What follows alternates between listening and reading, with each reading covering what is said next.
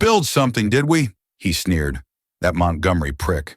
Not even looking at her, just through. Prick. Cassie's hand tightened on the champagne flute. Years of grit, all the point shoes and busted dreams, simmering just below the surface. See, they thought she was just a waitress. A nobody. 10 grand to dance with him? A public joke, right? His world versus hers. He has no idea. That scholarship she lost, Montgomery's doing, her mama's medical bills piling up, because of them. But what they don't know, and what's about to sting them something awful, is she ain't just taking the money. She's taking their damn stage. He thought his money could buy him a moment of cruel entertainment. He was wrong. What he didn't know was that he wasn't just daring a waitress to dance. He was challenging a forgotten prodigy. Stick with us for a story of humiliation, breathtaking talent, and the moment one woman turned her spotlight of shame into a stage of triumph.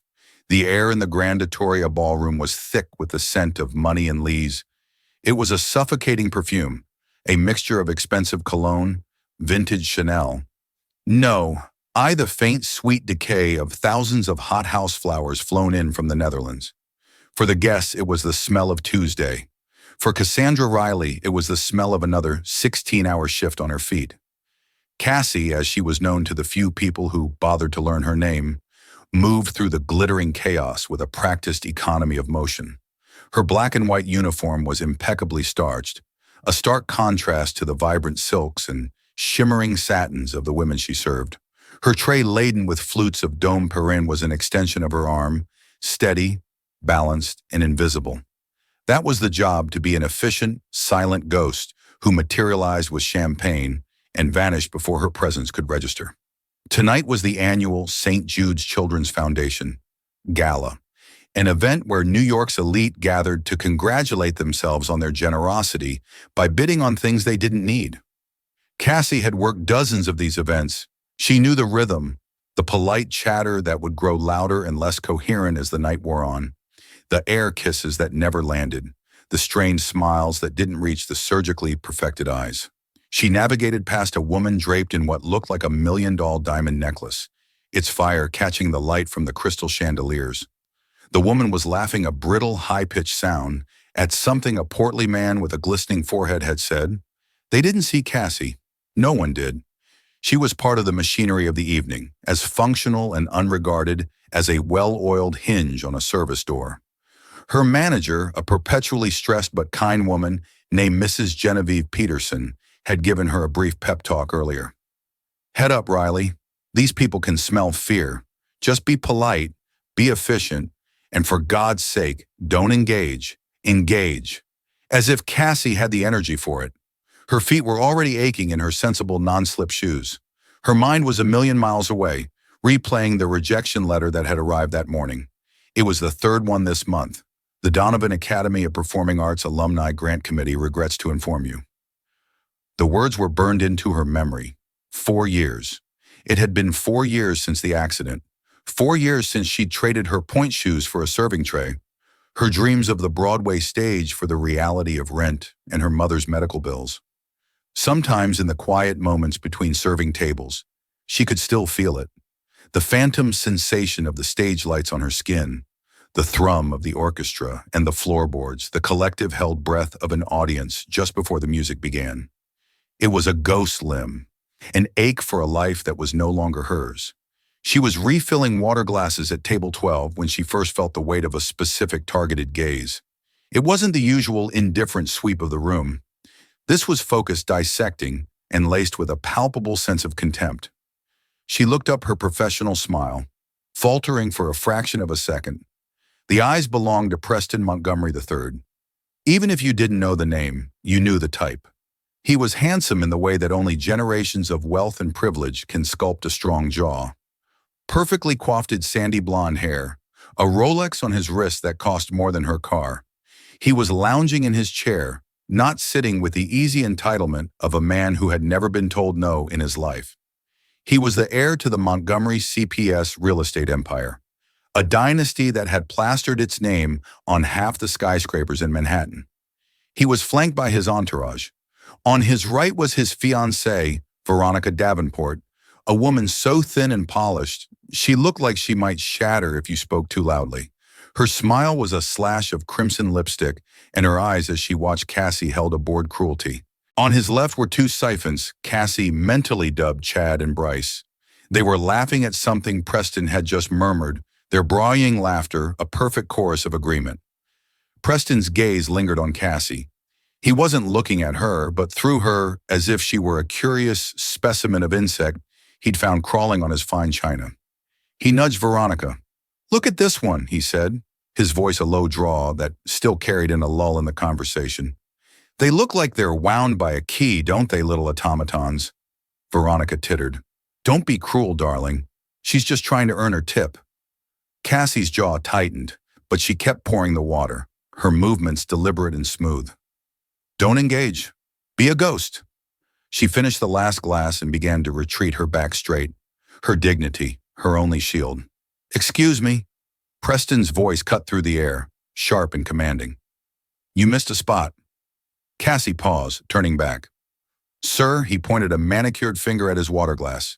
There on the pristine white tablecloth was a single minuscule bead of water. It was no bigger than a pinhead. "There," he said, a smirk playing on his lips.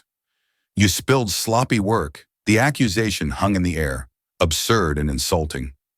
Chad and Bryce snickered. Veronica watched with predatory amusement. It was a power play, a small act of dominance to entertain his court. Cassie felt a hot flush of anger rise up her neck. All day she had endured the condescension, the dismissive waves of a hand, the sheer invisibility. This tiny, deliberate cruelty was the final straw. But Mrs. Peterson's voice echoed in her head. "Don't engage," she took a breath. "My sincerest apology, sir. I'll get a cloth to rectify that immediately." Her voice was a marvel of professional calm, but Preston wasn't finished. He leaned forward, his blue eyes glinting with a mean-spirited spark. "Rectify it. I don't think a cloth is going to rectify the general atmosphere of incompetence here tonight." He took a long sip of his champagne, then set the glass down with a soft click. The band on the main stage had just finished a slow jazz number and was transitioning into something more vibrant, a fiery, complex piece of tango neo. The staccato rhythm of the bandan began to fill the ballroom. Preston's smirk widened into a grin. He had an idea, a brilliant, terrible idea. "You know," he said, his voice loud enough for the neighboring tables to hear, "I have a proposition for you." Cassie stood frozen. She could feel the eyes of other guests turning towards their table, sensing the brewing drama. "My friends and I were just discussing how utterly devoid of passion people are these days," Preston announced, gesturing vaguely at the room. "Everyone's so stiff, so lifeless." His gaze landed squarely back on Cassie. "I'll bet you've never felt a moment of real passion in your life, have you?" Her silence was his answer. He stood up, a towering figure of bespoke tailoring and inherited arrogance. "I dare you," he said, his voice ringing with theatrical challenge. "I dare you to dance with me right here, right now, to this." A collective gasp rippled through the nearby tables. Veronica's eyes widened, a flicker of genuine surprise before settling back into amusement. This was better than she'd expected. "Preston, don't be absurd," she purred, a weak protest designed only to spur him on. "I'm not being absurd. I'm making a point," he declared. He reached into his jacket and pulled out a thick monogram money clip. He peeled off a stack of $100 bills, the crisp notes fanning out in his hand. He didn't count them, but Cassie could see it was a staggering amount. $10,000, he announced to the silent watching room. "That's your tip if you can dance this tango with me and not make a complete fool of yourself. But if you stumble, if you fall, if you can't keep up, you get nothing, and you're fired." He looked over at a pale-faced Mrs. Peterson, who was rushing towards their table. "I'll personally see to it." It was the ultimate act of humiliation, a public spectacle designed for her to fail. He, a man who had likely had private lessons for every conceivable activity, versus her, a lowly waitress in orthopedic shoes. The power imbalance was sickening. He wasn't just daring her to dance. He was daring her to exist outside of her designated role, knowing she would be destroyed in the attempt. Cassie's heart hammered against her ribs. Every instinct screamed at her to run, to melt back into the shadows. But then she looked at his face, the smug certainty, the utter contempt. She saw every rejection letter, every condescending glance, every moment she had been forced to swallow her pride, and she thought of the ghost limb, the phantom ache of the stage. She looked at the $10,000. It was an insulting sum, a bribe for her own humiliation. But it was also 2 years of her mother's medication.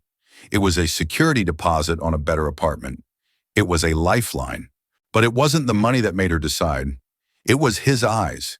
It was the absolute conviction in them that she was nothing. Across the room, a young freelance photographer named Nathaniel Crow, hired to capture candid shots of the wealthy guests, lowered his camera. He had been watching the interaction. His lens initially focused on Preston Montgomery III as a prime target for the society pages, but his focus had shifted to the waitress. He saw the flicker of defiance in her eyes, the subtle squaring of her shoulders. He lifted his camera again, adjusted the focus, and leaned against a pillar.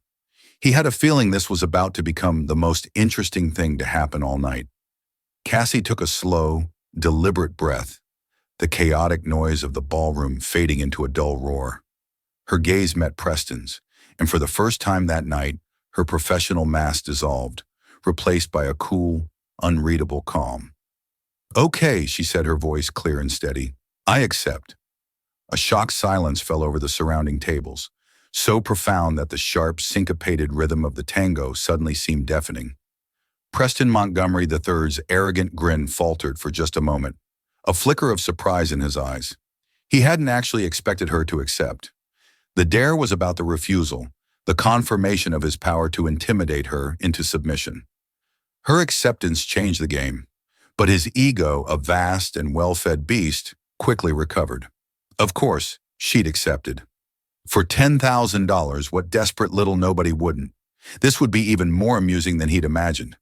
"Excellent," he boomed, clapping his hands together once. "A little spirit. I like it." He gestured grandly to the small open space between the tables. "The stage is yours." "Ours," he corrected himself with a smirk. Veronica Davenport laughed, a sound like ice cubes clinking in a crystal glass. "Oh, Preston, you are terrible," she said, though her eyes shone with giddy anticipation. She was already picturing the story she would tell at brunch tomorrow. Mrs. Peterson finally reached the table, her face ashen. "Mr. Montgomery, please," she pleaded in a low, urgent whisper. "This is highly inappropriate. Cassandra, go back to the kitchen now." Cassie didn't look at her manager. Her eyes were locked on Preston. "It's all right, Mrs. Peterson," she said, her voice surprisingly firm. "He made a public offer. I gave a public acceptance." Mrs. Peterson looked from Preston's smug face to Cassie's unnervingly calm one, and knew she had lost control of the situation. To interfere further would only create a bigger scene, potentially jeopardizing her own job. She took a step back, wringing her hands, her expression a mask of pure dread. Cassie's movements were slow and deliberate. First, she placed her silver tray on a nearby service stand, her hands perfectly steady. The room watched, mesmerized by this small, defiant act. Then she reached behind her back and untied the strings of her starched white apron. She folded it neatly once, twice, and placed it on the tray next to the champagne flutes. It was a symbolic shedding of her uniform, a disrobing of her servitude. Beneath the apron, she wore a simple, well-fitting black blouse and black trousers, the standard uniform. But without the apron, with her posture suddenly straighter, she seemed different, taller. The uniform was no longer a costume of subservience. It was just clothes. Finally, she looked down at her feet at the sensible, clunky black shoes that had carried her for miles across marble floors. She kicked one off, then the other.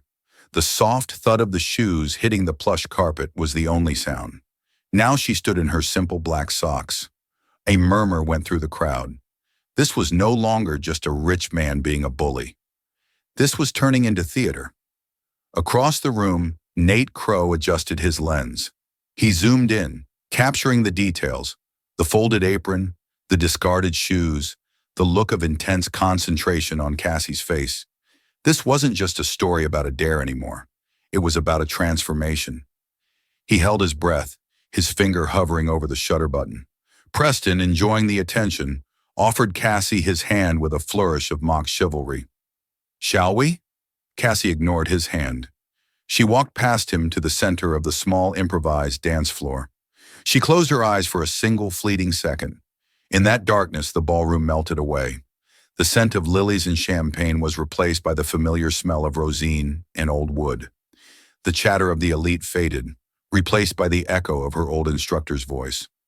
Feel the music, Cassandra. Don't just hear it. Let it move you from the inside out. She opened her eyes. The music Astor Piazzolla's Libertango was halfway through its introduction. Its melody a seductive, dangerous promise. She knew this piece. She had choreographed a solo to it for her final project at Donovan, a project she never got to perform. She turned to face Preston, her expression no longer calm but alive. A fire had been lit in her dark eyes. "Ready when you are," she said. Preston strode toward her confidence, rolling off him in waves. He grabbed her hand and pulled her into a traditional tango frame, his grip too tight, his posture stiff. He was a textbook dancer, the kind who learns by memorizing steps, not by feeling the rhythm. He intended to lead to dominate the dance just as he dominated everything else. He launched into a basic forward ooh, a simple figure-8 step, expecting her to follow clumsily. And for the first 2 steps, she did. She allowed him to push her to guide her, her body following his rigid lead. He smirked at Veronica, a self-satisfied, "I told you so" look on his face. This was going to be easy. And then everything changed. On the 3rd step, as he prepared to pivot, her Cassie didn't just follow. She anticipated. Her frame, which had been pliant, suddenly became charged with energy. Her hand on his back was no longer a follower's touch. It was a guide's.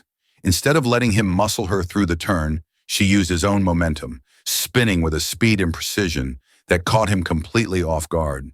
He stumbled just for a second, his perfect posture broken. The smirk vanished from his face, replaced by a flash of confusion. The Bandinian wailed and Cassie came alive.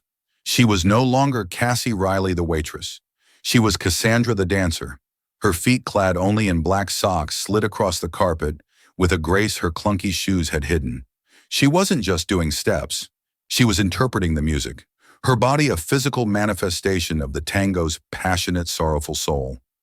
Preston tried to regain control, attempting a more complex sequence of steps he'd no doubt learned for $500 an hour. He led her into a juro, a turn, but she wasn't just turning.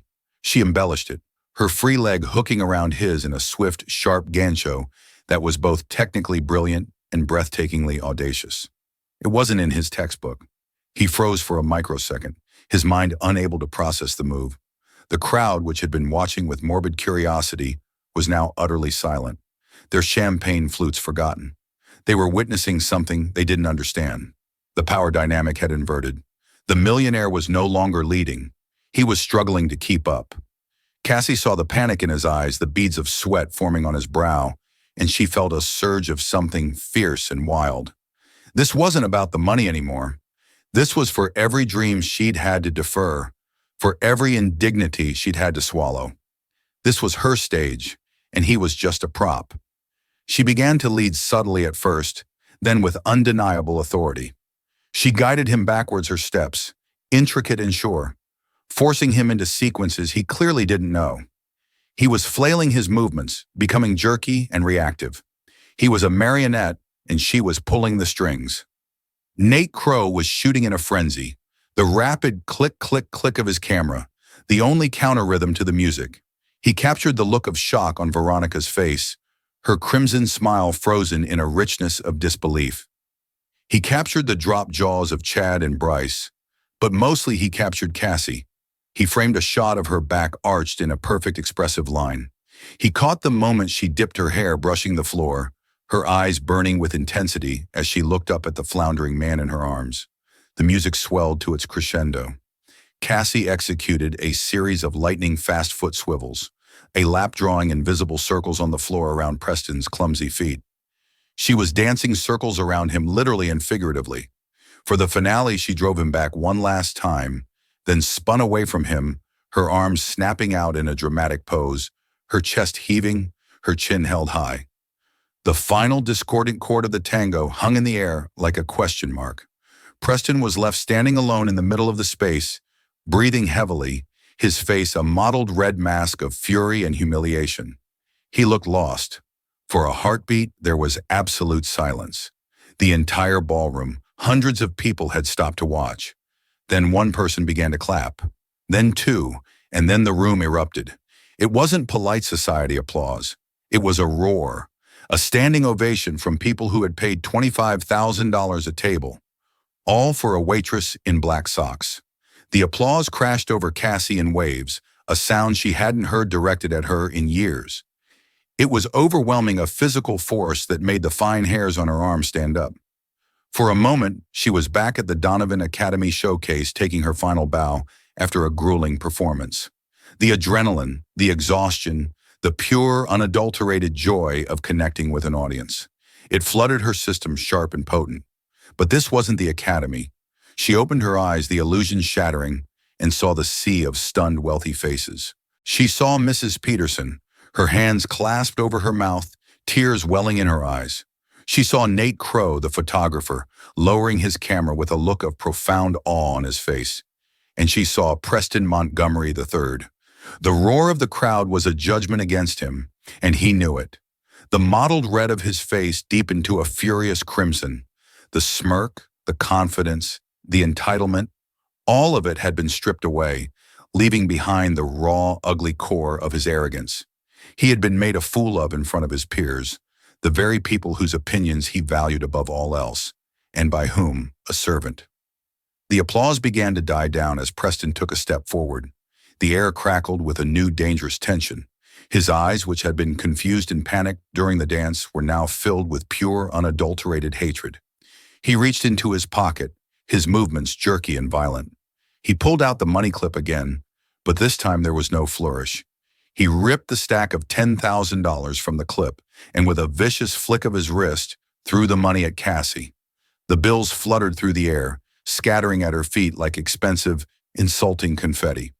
"There's your tip," he spat, his voice low and venomous. "You wanted a spectacle. You got one. Now get out of my sight." The crowd murmured, shocked by the open hostility. This was no longer amusing sport. It was brutal.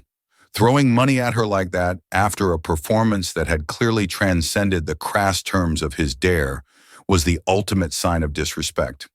He was trying to reassert his dominance, to reduce her art back to a transaction, to remind her that in his world she was still just the help. Cassie looked down at the $100 bills littering the plush carpet around her socked feet. $10,000. It was a life-changing amount of money. It was security. It was a solution to so many of her problems. She could feel the practical, desperate part of her brain screaming at her to bend down to gather the notes, to swallow this final indignity for the sake of survival. But then she looked up at Preston's face. She saw no remorse, no respect, only the bitter fury of a spoiled child who had lost a game. And she knew she couldn't take it. To take that money now would be to validate his worldview. It would mean that her pride, her talent, her soul, everything she had just reclaimed on that dance floor, had a price tag. And that price was $10,000. With a calmness that stunned even herself, she looked Preston directly in the eye. Her voice when she spoke was not loud, but it cut through the silence of the ballroom with the precision of a scalpel. "I think you misunderstand," she said clearly. "I didn't dance for your money. I danced for me." She took a small step back away from the scattered bills. "My art is not for sale." She held his gaze for a beat longer, letting the weight of her words settle. Then, without another glance at the money, she turned her back on him. With her head held high, she walked off the improvised dance floor, her bare feet silent on the carpet. She moved past the stunned tables, past the gaping faces of Veronica, Chad, and Bryce. She walked directly to the service stand, picked up her folded apron and her clunky, sensible shoes. She didn't run. She didn't scurry. She walked with the unhurried grace of a queen, abdicating a throne she never wanted. As she reached the service door leading to the kitchens, she passed Mrs. Peterson. "Riley, the manager started, her voice choked with a mixture of pride and terror. Cassie gave her a small, weary smile. "It's okay, Mrs. Peterson. I think I quit." She pushed open the door and disappeared into the clatter and steam of the back of the house, leaving a stunned ballroom, a humiliated billionaire, and $10,000 lying untouched on the floor. The silence Preston's outburst had created was broken by a new sound. It was the distinct, cultured voice of a man in his late 60s sitting at a table near the dance floor. "Well," the man said to his companion, his voice carrying in the still air, "that was the most exciting thing to happen at one of these dreary events in 20 years.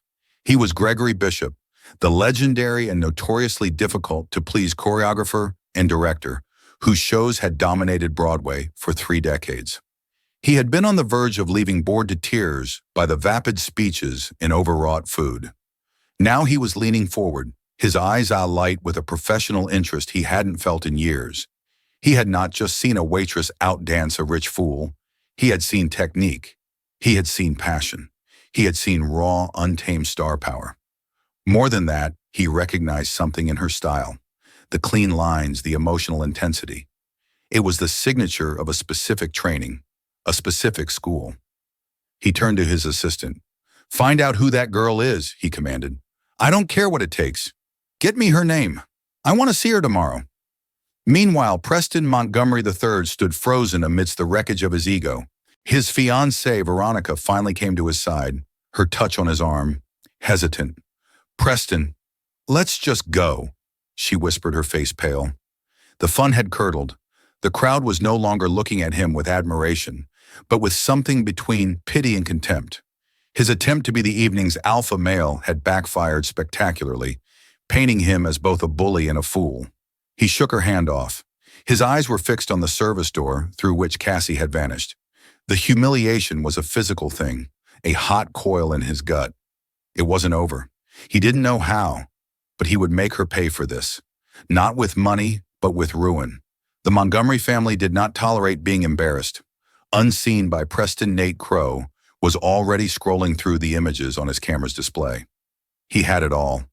The arrogant dare, the discarded shoes, the explosive dance, the look of fury on Preston's face, the defiant turn of Cassie's back, the money on the floor.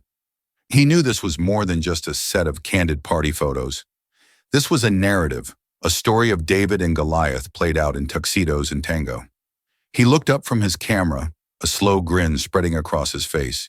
He had the story of the year, and he knew exactly what the headline would be. The internet moves faster than gossip and with more devastating force.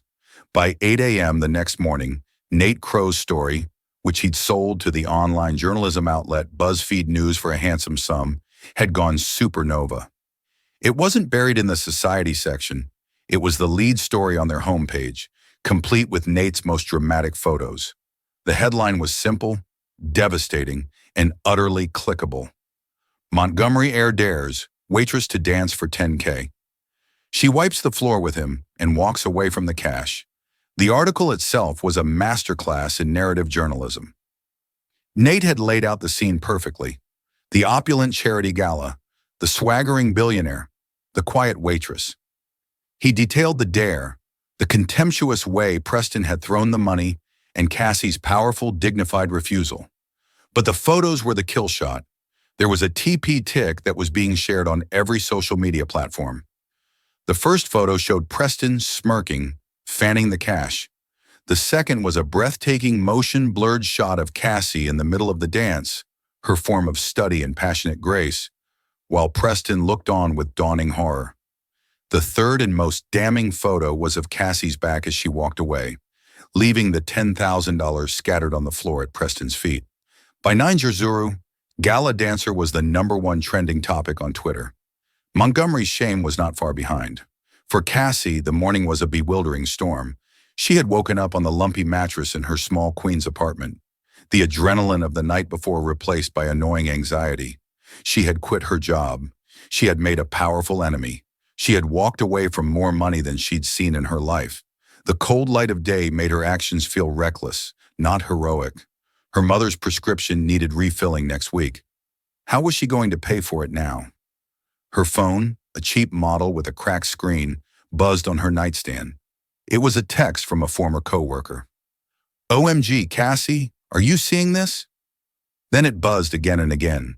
Calls from numbers she didn't recognize.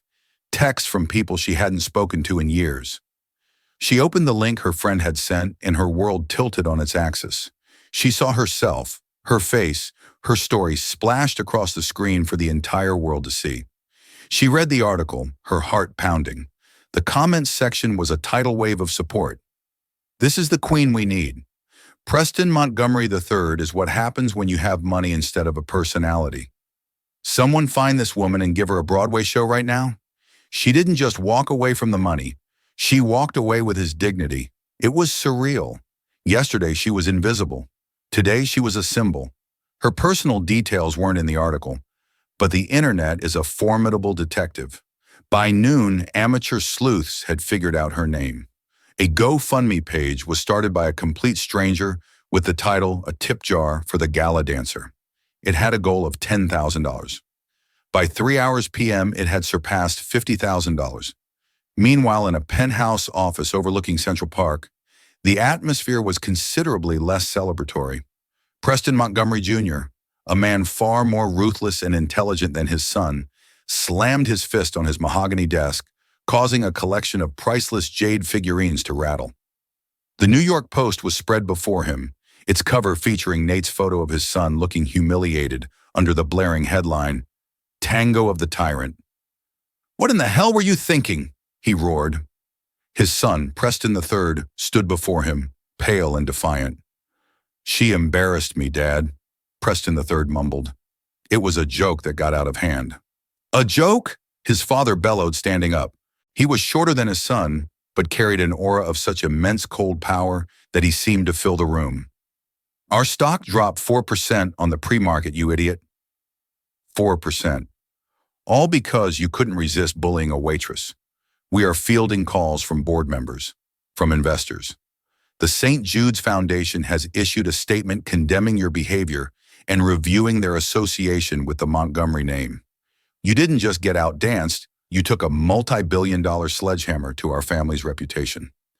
Veronica had already called off the engagement. Her statement to the press cited Preston's shocking and cruel behavior as irreconcilable with her own values, a masterful act of self-preservation. Chad and Bryce weren't answering his calls. He was an island, and the tide of public opinion was rising fast. "I'll fix it," Preston III said, his voice weak. "You'll fix nothing," his father snapped. "You are to go to your apartment and stay there. You will not speak to the press. You will not post on social media. You will do nothing until I tell you. Your public life is over for the foreseeable future. Now get out." Humiliated for the second time in less than 24 hours, Preston Montgomery III slunk out of his father's office. Back in Queens, Cassie's day took another surreal turn. Around 4:00 p.m., there was a knock on her door. Peeking through the peephole, she saw a woman in a sharp, expensive-looking suit. Cautiously, Cassie opened the door. "Cassandra Riley," the woman asked. Her tone was professional, not intrusive. "Yes, my name is Monica Vance. I'm the personal assistant to Mr. Gregory Bishop." Cassie's mind went blank. Gregory Bishop? The Gregory Bishop? The genius behind Crimson Corset and Asphalt Sonnets. It didn't seem possible. Mr. Bishop was in attendance at the gala last night. Monica continued, her expression unreadable. "He was very impressed by your performance. He has asked to meet with you tomorrow morning 10 at his studio in the theater district, if you're amenable." She handed Cassie a card. It was thick cream-colored cardstock with a simple, elegant address embossed on it. Cassie stared at the card, then back at the woman. A meeting with Gregory Bishop. It was a dream so old and buried she had forgotten she even had it. The rejections, the years of waitressing, the constant struggle, all of it had been a thick layer of dust covering that single glittering hope. The viral story was one thing. A GoFundMe was another. But this was different. This was real. This was a door opening, not into 15 minutes of fame, but back into the world she had been forced to leave behind. "I'll be there," Cassie said, her voice barely a whisper. As Monica Vance walked away, Cassie closed the door and leaned against it, the card clutched in her hand like a holy relic.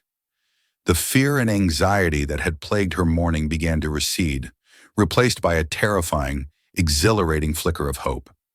The world had seen her dance, but Gregory Bishop hadn't just seen a dance.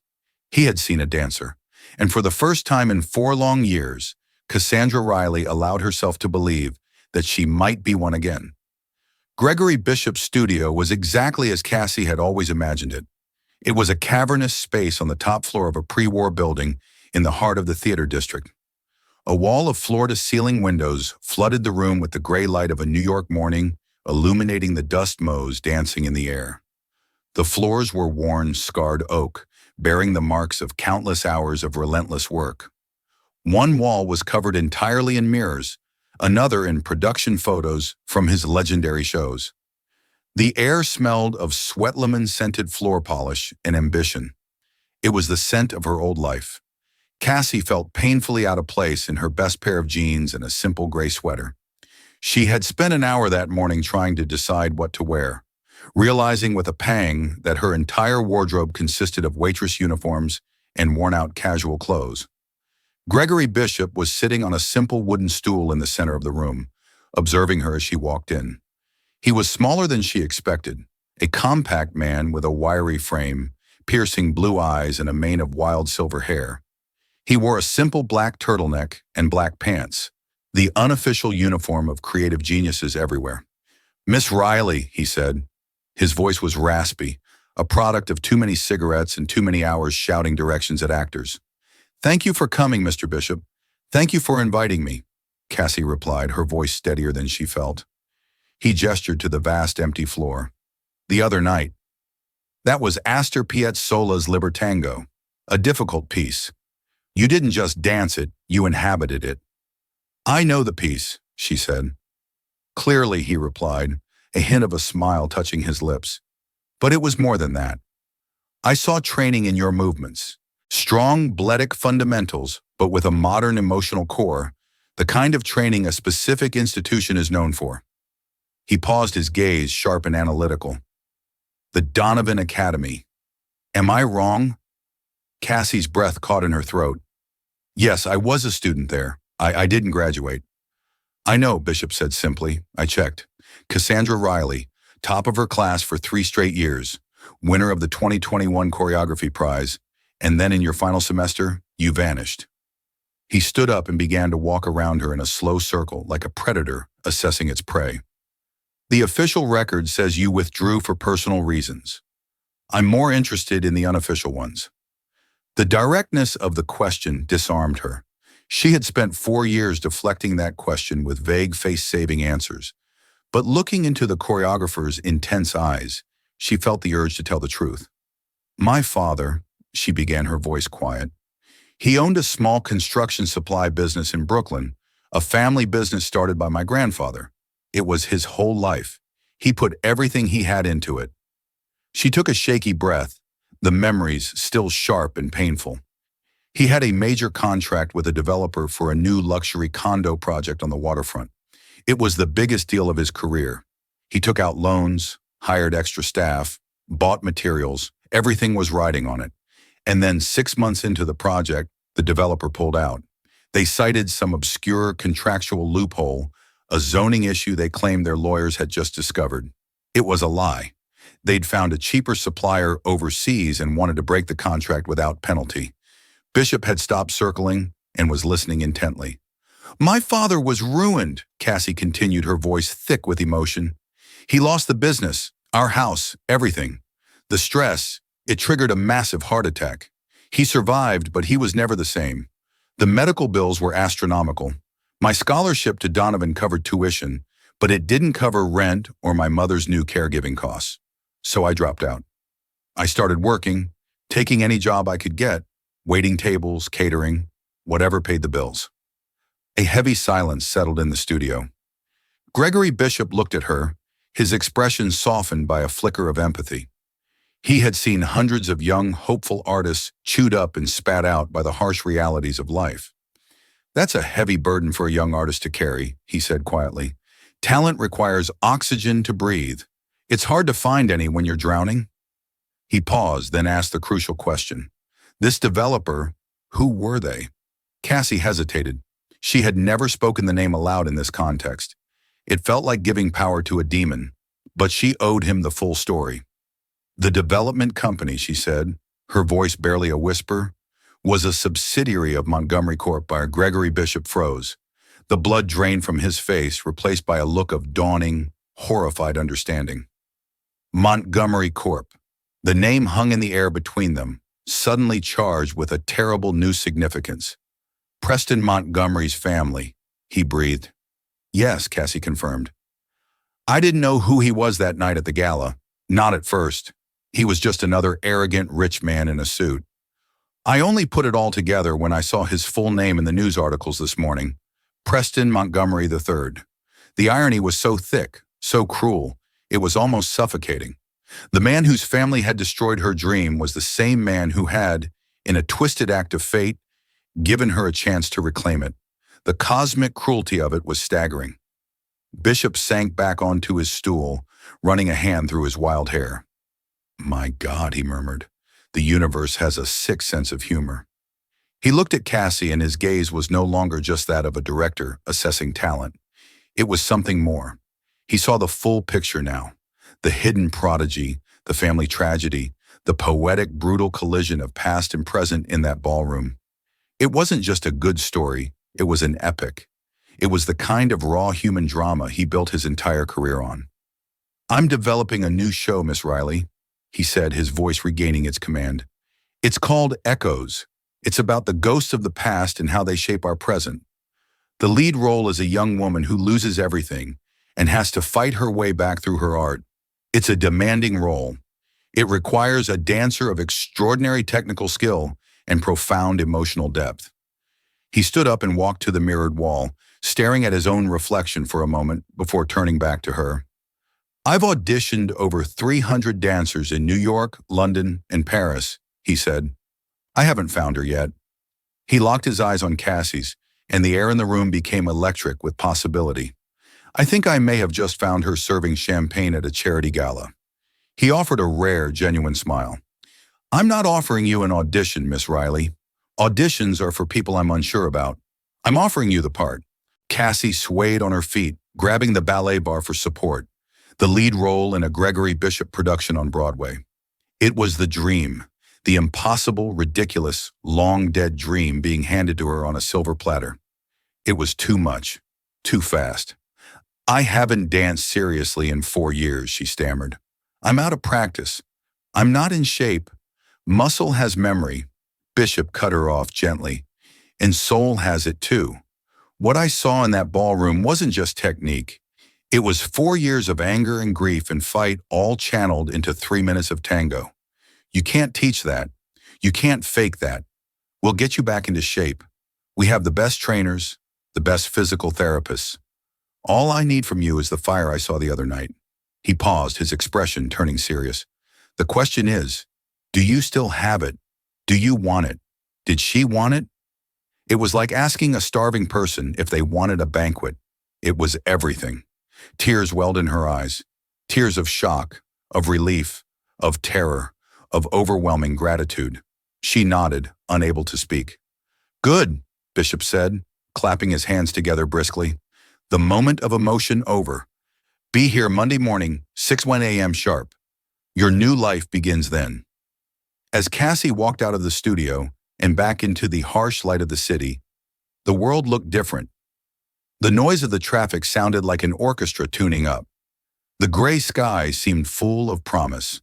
She had walked into that studio, a former dancer, a waitress, a victim of circumstance. She was walking out as the lead in a Broadway show. She had her life back, and now she realized she had something else too. She had power. The story was no longer just about a humiliated waitress. It was about the star of Gregory Bishop's new show, a woman whose past was inextricably, tragically linked to the Montgomery family. And she knew with a certainty that chilled her to the bone that this story was far from over. The news that Cassandra Riley had been cast as the lead in Gregory Bishop's new Broadway show struck Montgomery Corp like a thunderbolt. The story, already a public relations nightmare, morphed into something far more potent. Cassie was no longer just the viral gala dancer. She was a real-life Cinderella, a prodigy whose comeback story made the Montgomery name synonymous with villain. The company's stock continued its downward slide as the narrative solidified. The Montgomerys didn't just bully waitresses, They crushed dreams. In his penthouse office, Preston Montgomery Jr. knew the strategy of silence had failed. Action was required, swift, decisive, and public. He summoned his son, who appeared looking like a ghost in a $1,000 suit. "You will make a public apology," Preston Jr. stated, his voice devoid of warmth. He slid a single sheet of paper across the mahogany desk. "Our PR team has prepared a statement. You will read it verbatim at a press conference tomorrow." Preston III scanned the page filled with hollow corporate jargon. "This is useless," he muttered. "No one will believe this. Belief is not the objective." His father retorted, his voice dangerously cold. "The objective is to create a public record of contrition. It's a business maneuver, not an act of conscience. It signals to our investors that the problem is being managed. Your feelings are irrelevant. Your only job is to look remorseful and read the script." Faced with his father's icy ultimatum, Preston III gave a sullen nod. His public life was over. This was merely the funeral. The press conference was a predictable circus. Preston III stood at the podium, a walking effigy of privilege, and read the statement in a flat monotone. He looked not at the reporters, but at a fixed point on the back wall, his delivery so lifeless that the words "deeply regret" sounded like an insult. The moment he finished, the questions erupted like gunfire. "Mr. Montgomery, have you apologized to Ms. Riley personally?" a reporter yelled. "Is it true your family's company bankrupted her father?" Another shouted, ignoring every question. Preston III was whisked from the stage by security, leaving a vacuum of rage and unanswered accusations. The media's verdict was instantaneous and brutal. It was a coward's apology, a soulless performance that only deepened the public's contempt. In Gregory Bishop's studio, Cassie watched the spectacle on a small television during a break. Every muscle in her body screamed from the unfamiliar rigors of her first day of training, but that pain was nothing compared to the cold anger that settled in her stomach as she watched Preston III's performance. The apology was a carefully constructed lie, a bandage placed on the wrong wound. It addressed the fleeting moment of public shame, while completely ignoring the colossal, life-altering devastation his family had wrought upon hers. That to them was still just business. The hollow words meant to silence the story instead ignited a fire in Cassie. For 4 years, she had been a victim of their business. Now she had a voice. Bishop watched her, seeing the shift in her eyes from exhaustion to steely resolve. She didn't need his encouragement. She pulled out her phone and dialed the one person who had treated her story with respect from the beginning. "Nate," she said when the photographer answered. "It's Cassandra Riley. I'm ready to talk, and I want to tell the whole story." 2 days later, Nate Crow's follow-up article was published online, and it was a bombshell. The headline itself was a declaration of war. "The dancer's dead. Cassandra Riley on the true cost of the Montgomery Empire." Guided by Nate's questions, Cassie didn't just recount the events of the gala. She unspooled the entire painful history. With quiet, devastating dignity, she told the story of her father, his thriving business, and the ruthless, predatory contract loophole Montgomery Corp had used to shatter their lives. She wasn't seeking pity or revenge. She was simply stating the facts, connecting the son's casual cruelty at the gala to the father's calculated cruelty in the boardroom. The impact was seismic. The narrative was no longer about a rich bully getting his comeuppance. It was a story of systemic corporate malfeasance of a family empire built on the wreckage of smaller lives. Dancer's debt exploded across social media. Government regulators began making inquiries into the waterfront project mentioned in the article. The Montgomery name was now officially toxic. Alone in his penthouse, Preston Montgomery Jr. finally understood the scope of his miscalculation. This was no longer a PR crisis he could manage. Cassandra Riley, armed with nothing but her story, had proven to be a more formidable adversary than any corporate rival. He had spent his life believing money was power, but he now faced a terrifying, immutable truth. A story told with courage had a power all its own. His son hadn't just dared a waitress to dance, he had unleashed the truth. In the end, this was never just about a dance. It was about dignity.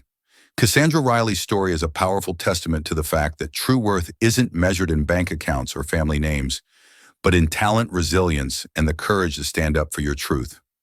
A $10,000 dare meant to be an act of public humiliation became the catalyst that exposed a rod of arrogance and reignited a dream that had been unjustly extinguished. Cassie didn't just steal the spotlight. She reclaimed her life, her art, and her voice, proving that the most powerful currency in the world isn't money, it's integrity. Preston Montgomery learned that the hard way, a lesson that cost his family's reputation far more than any tip could ever be worth. If Cassie's incredible journey from a forgotten artist to a symbol of defiance moved, you please help us share her story by hitting that like button.